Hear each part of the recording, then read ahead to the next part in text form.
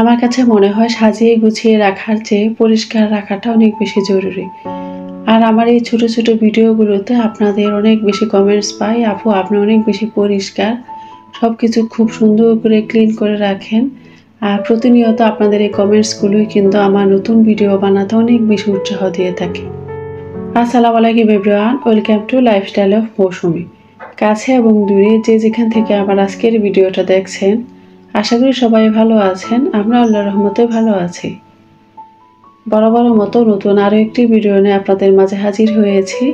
আশা করি আমার আজকের ভিডিওটাও আপনাদের কাছে ভালো লাগবে।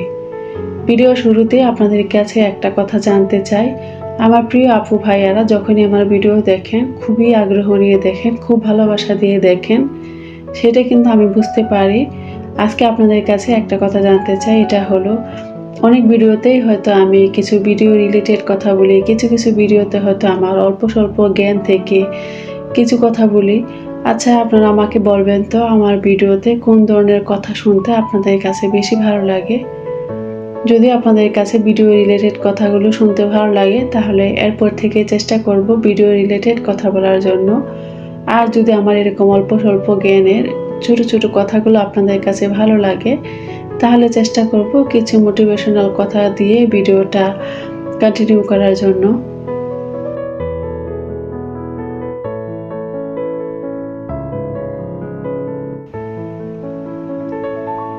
আর এই তো প্রতি বরাবরের মতোই কিন্তু আজকের ভিডিওটা দুপুরে রান্নাবান্না দিয়ে শুরু করেছি। আমি কিন্তু অফ ক্যামেরাতে কিছু কাঁচা টমেটো আর আলু দিয়ে সাথে চিংড়ি মাছ দিয়ে ভালো করে ভাজি করে নিয়েছি। এই ভাজিটা কিন্তু আমাদের সবারই খুব বেশি পছন্দের। আর এদিকে এখন একটা মাছ ভুনা করব। শীতের সময়টা তো হলো সবজির রাজা। এই সময়টাতে দেখা যায় অনেক বেশি শাকসবজি পাওয়া যায়, কিন্তু বর্তমান বাজারে যে টমেটোগুলো পাওয়া যায় দেখতে কিন্তু খুবই সুন্দর, একদম লাল টকটকে, কিন্তু রান্না করার সময় কেমন যেন উপরের খোসাটা বের হয়ে যায়, আর আমার কাছে খেতে একদমই ভালো লাগে না। আর এজন্যই কিন্তু কাঁচা টমেটোগুলোই খাচ্ছি, এগুলো যেহেতু দেশি আর খেতেও কিন্তু আমার কাছে ভীষণ ভালো লাগছে। আর আজকে এই তো মাছ ভুনাতেও কিন্তু আমি কাঁচা টমেটো দিয়েই করেছি। আর টমেটোর এই তরকারিটা একটু হালকা ঝোল রাখলে কিন্তু খেতে ভীষণ ভালো লাগে। দেখা যায় হালকা একটু টক লাগে। আর এই তো এদিক দিয়ে কিন্তু আমার রান্নাটা প্রায় হয়ে গিয়েছে।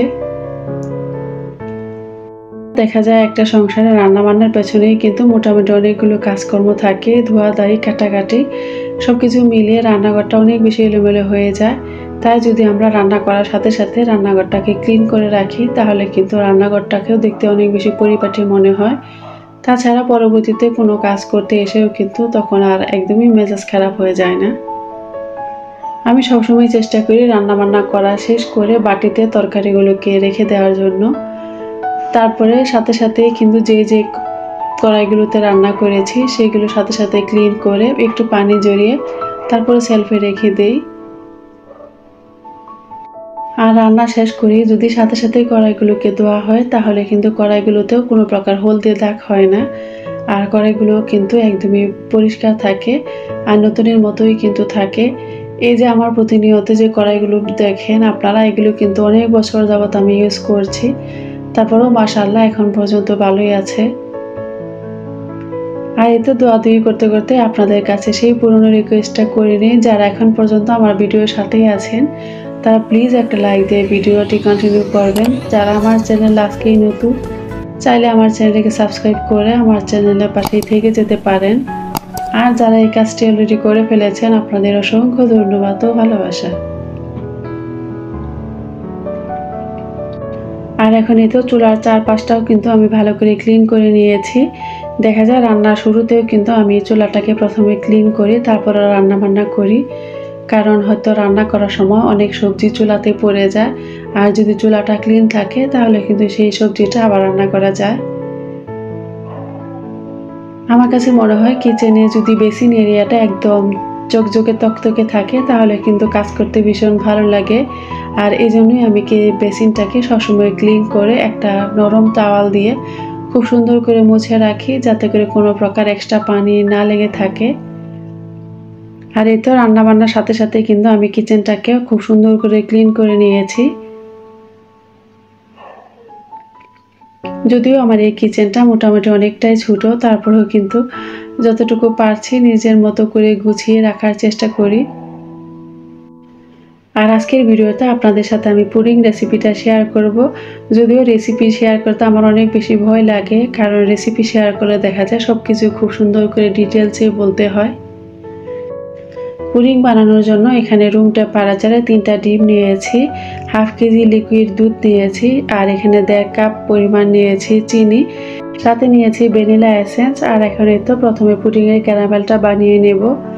আমি এখানে হাফ কাপ পরিমাণ চিনি দিয়ে ক্যারামেলটা বানাবো, আর সাথে সামান্য পরিমাণ পানি দিয়েছি যাতে করে চিনিটা খুব সুন্দর করে গলে খুব সুন্দর একটা কালার আসে। একটা পুডিংয়ের যদি কালারটা খুব সুন্দর আসে তাহলে কিন্তু দেখতেও ভালো লাগে। আর এখন এই তো আমার ক্যারামেলটা কিন্তু বানানো হয়ে গিয়েছে। আর সবসময় চেষ্টা করবেন ক্যারামেলটা হালকা লাইট থাকতেই চুলাটা অফ করার জন্য, তারপরে যখন ঠান্ডা হয়ে যাবে তখন কিন্তু আরও বেশি ডিপ হয়ে যাবে। এই দিক দিয়ে কিন্তু আমার ক্যারামেলটাও সেট হয়ে গিয়েছে। এখন এখানে প্রথমে 3টা ডিম নিয়েছি আর আমি 1 কাপ পরিমাণ চিনি দিয়েছি, আর এগুলো দিয়ে খুব সুন্দর করে একটু মিশিয়ে নিয়েছি।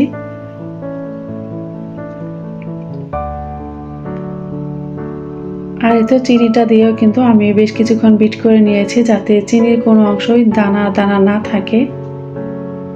তারপরে ডিমের যেন এক্সট্রা কোনো প্রকার বাজে স্মেল না থাকে, এজন্য সামান্য পরিমাণে ভ্যানিলা এসেন্স দিয়েছি।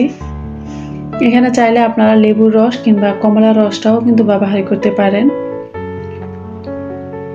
অপরদিকে চুলাতে কিন্তু আমি দুধটা গরম বসিয়ে দিয়েছিলাম, সাথে 1/4 কাপ দিয়েছি গুঁড়া দুধ। পুডিংয়ে গুঁড়া দুধ দিলে দেখা যায় পুডিংটা অনেক বেশি নরম আর স্মুথ হয়। আর এদিক দিয়ে কিন্তু দুধটাও আমার জাল দেওয়া হয়ে গিয়েছে আর একদমই ঠান্ডা করে নিয়েছি, মানে কুসুম গরম রেখেছি। এখন ডিমের সাথে ভালো করে দুধটা মিশিয়ে নিয়ে একটা ছাঁকনি দিয়ে ছেঁকে আমি পুডিংয়ের বাটিটাতে দিয়ে দিয়েছি। পুডিংয়ের এই মিশ্রণটা অবশ্যই ছেঁকে দিতে হয়, তাহলে দেখা যাবে পুডিংয়ে কোনো প্রকার লাম্পস থাকবে না। এখন চুলাতে বড় একটা হাঁড়ি বসিয়ে দিয়েছি, আর এখানে আমি 1.5 কাপ পরিমাণ পানি দিয়ে সাথে সাথেই কিন্তু পুডিংয়ের বাটিটা দিয়েছি। পানিটা যখন একদমই ফুটে এসেছিল এই পর্যায়ে চুলার আঁচটা হালকা রেখে আমি আধা ঘন্টা অপেক্ষা করেছি। আর এখন চলে আসছি এই তো আধা ঘন্টা পরে। এখন প্রথমেই পুডিংটাকে চেক করে নেব এটা হয়েছে কিনা, এজন্য একটা টুথপিক পুডিংয়ের ভিতর দিয়েছি। যদি টুথপিকটা একদমই ক্লিন আসে তাহলে বুঝতে পারবেন যে পুডিংটা একদমই হয়ে গিয়েছে।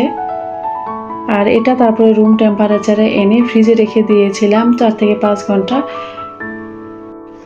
আর এখন এই তো পুডিংটা আমি মোল্ড আউট করছি। মাশাআল্লাহ যতটুকু হয়েছে আলহামদুলিল্লাহ আমাদের কাছে ভীষণ ভালো লাগছে। একদম যে পারফেক্ট হয়েছে এমন কিন্তু নয়, কিন্তু যতটুকু হয়েছে আলহামদুলিল্লাহ। আর আজকের ভিডিওটা আমি এখানেই শেষ করব। সবাই ভালো থাকবেন, সুস্থ থাকবেন। আল্লাহ হাফিজ। আসসালামু আলাইকুম।